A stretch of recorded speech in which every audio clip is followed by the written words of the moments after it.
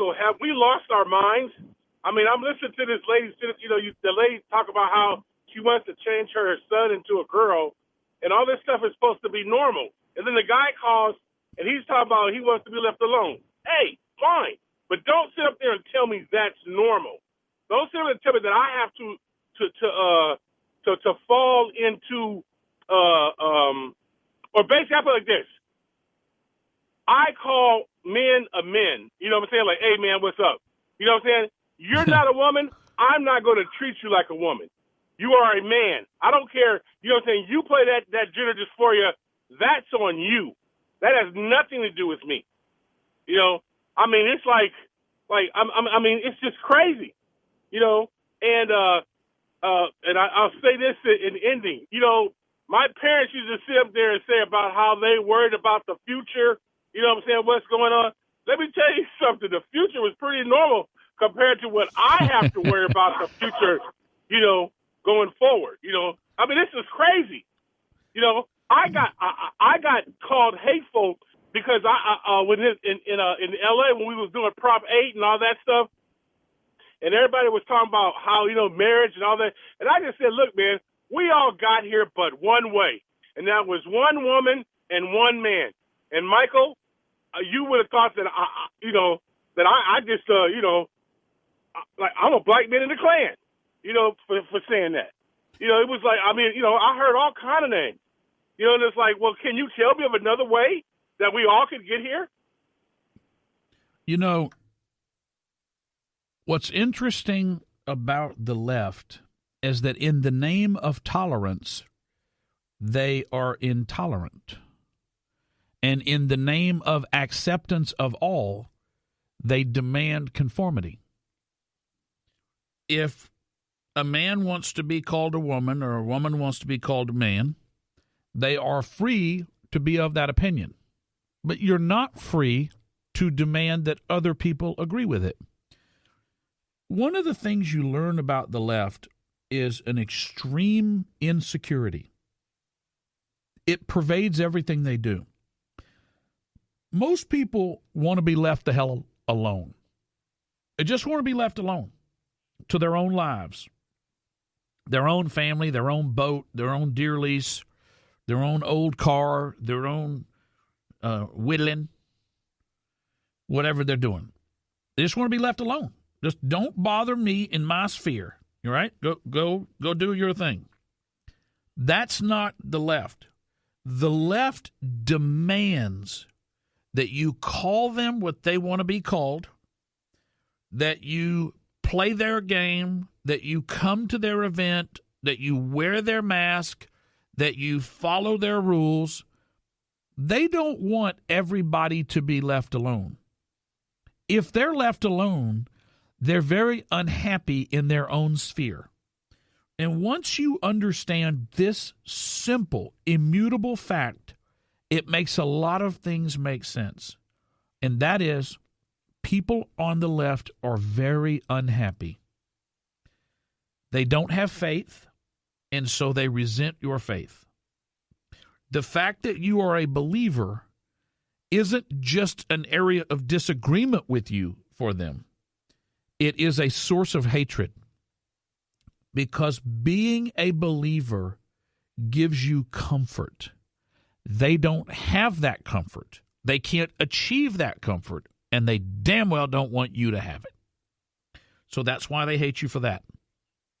They don't have nuclear relationships. They don't have nuclear families. They have dysfunctional relationships. They have dysphoric roles. They're uncertain as to who they are. They're unhappy with who they are. And as a result of that, they hate you for the fact that you can find happiness in a traditional marriage with traditional children, in a traditional house, in a traditional neighborhood, at a traditional school, doing traditional things. Those things don't appeal to them. They're not capable of finding happiness in them and achieving things within them. And so rather than go off on their own, the guy who lives up in a mountain, on the side of the mountain, by himself, is never a leftist. He's always a libertarian conservative.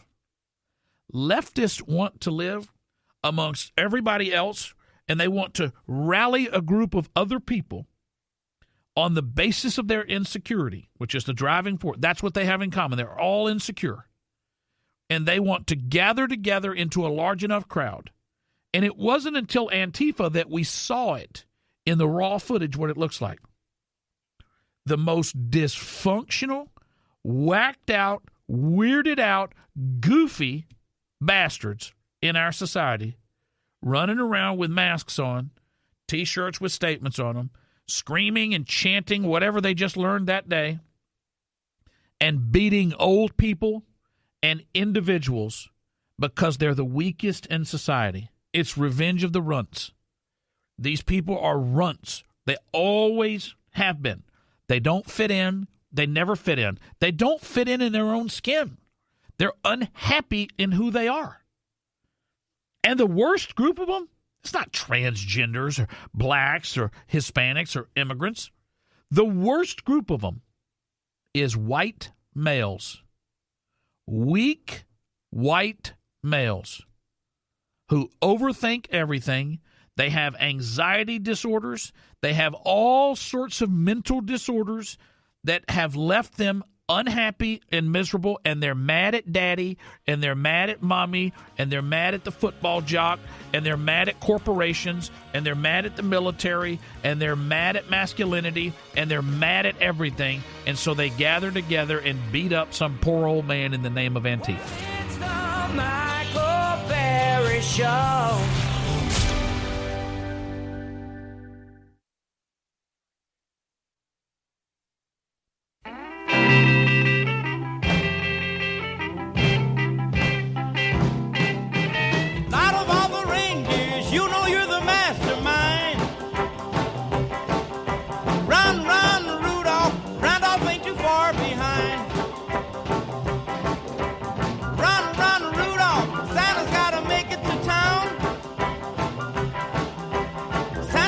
Reminder that Kwanzaa is December 26th through January 1st. I don't know if y'all are celebrating Kwanzaa this year, but just remember that's when it is. On the first day of Kwanzaa, my children asked me, Mama, what is Kwanzaa for anyway? On the second day of Kwanzaa, some lady bothered me. I curse her out and I say, no, I don't want no Ole Mill pictures and quit calling over here. On the third day of Kwanzaa, I went out to the store. I needed beer and cigarettes, but they was closed, so I smashed out the windows, did a drive-by, and cursed them all out. On the fourth day of Kwanzaa, I turned on the TV. Young and the restless, all of my children's one day to live, and then Oprah at 4 o'clock. On the fifth day of Kwanzaa, my check came in the mail. AFDC. Thank you, Lord, I said. Come on, kids. Let's go to the store for some collard greens, ham hocks, and some cheese. On the sixth day of Kwanzaa, the police rang the bell. They served a warrant. I nearly passed it out. But it was okay. Some woman had said I stole her wigs, but I told them all I would give them back anyway. On the seventh day of Kwanzaa, I poured myself a drink. I drank 40 ounces, got really full, then lost my mind. I drove down the street cursing out everyone I saw. Then I bashed the Cadillac upside a Dairy Queen. On the eighth day of Kwanzaa, I bought a TV guide. Not much had happened. I was hungover from a bad headache from Schlitz malt liquor. I tried to stay home and be quiet, take my nerve pills. You can just feel Kwanzaa in the air. On the ninth day of Kwanzaa, I painted all my nails. 2 shades of purple, 1 shade of turquoise, throwed on some glitter, did 'em up real nice. I had looked it good. Then I drove on down to Popeyes, bought me some chicken, and I stayed at home and looked at TV. On the 10th day of Kwanzaa, shoplifting was the thing. 10 now a later's 9 little candles, 8 cans of tuna fish, 7 little knickknacks, 6 pack of Budweiser, 5 Lee press-on nails, 4 pieces of gum, 3 large fries, 2 days back in jail. It was Kwanzaa, what the hell? On the 11th day of Kwanzaa, I got out on me parole. I rolled a big joint, went down to church and talked all out my head, got happy and shouted, passed out and hollered, they called 911 and the Lord set me free. Gave my testimony, stepped on home, didn't even remember where I stayed, and I woke up real hungry and confused. Lord, on the 12th day of Kwanzaa, my children's gathered around me. Lincoln and Aloe Vera, Gynolotriman, Lamangelo and Arangelo, Tenactin and Temptasia, K. Martina and Fallopian, Shathid and Shamika, Von Keisha and Salmonella, Chlamydia, Champagne, Democtoria, Saskatoon, Cheeto and Skukisha. And it had really started to feel more like it was getting near Kwanzaa.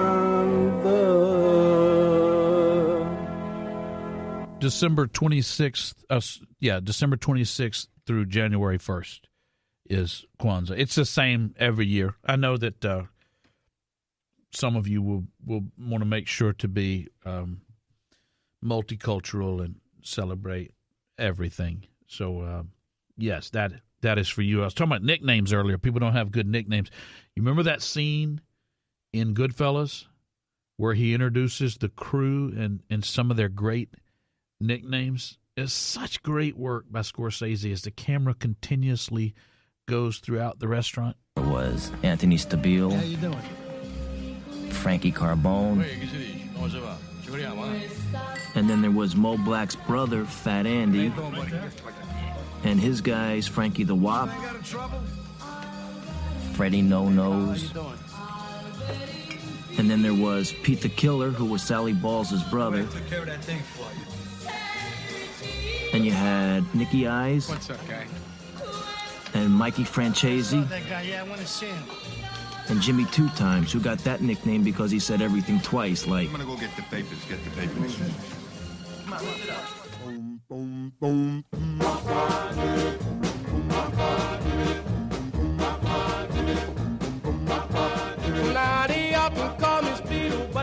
This morning on CNBC, CNBC's Rick Santelli and guest Andrew Ross Sorkin engaged in a little discussion over some of the restrictions placed on restaurants in the private sector during all of this. It is Santelli who says, you can't tell me that we need to keep closing everything down. And CNBC's Andrew Ross Sorkin is adding on to that. I wanted to just highlight something that the background of this whole discussion comes with what we're seeing in terms of COVID cases. And we're seeing, maybe stimulus, but we're seeing calls for not necessarily closing things down, but certainly there are some calls to closing down, except for the politicians themselves. But for their constituents, they're talking about, they need to be much more careful. We're hearing, right?